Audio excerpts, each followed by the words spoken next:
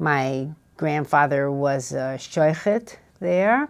That means he was a ritual slaughterer. They lived in a smaller town nearby called Perhost, and they wanted to move to Slutsk, and my grandfather wanted to get this job as a Shoykhet. He actually also was, had smichas, he was ordained as a rabbi, but he wanted to work as a Shoykhet. And when he went, you had to meet with this kind of board of, I guess, rabbonim, you know, rabbis, elders, who sort of gave you the okay that you could have the job. And he went, and he was quite learned, and so they questioned him on all kinds of things, because, you know, Shoykhet was not supposed to be some boorish person, because he had to do this quite violent work.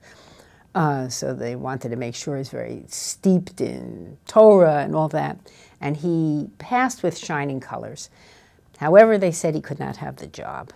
And this is now right at the turn of the 20th century, and right about then. And he said, why can I not have the job? And they said, because we heard that you're a Zionist.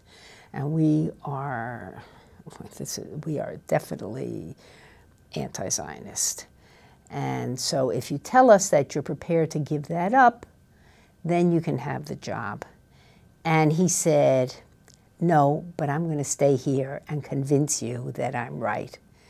And according to the way the story goes, he stayed for about 3 hours to convince them that this idea of a future state of Israel, which is, after all, a half-century before it really happened, was a good idea. And in the end, they said, okay, he could have the job.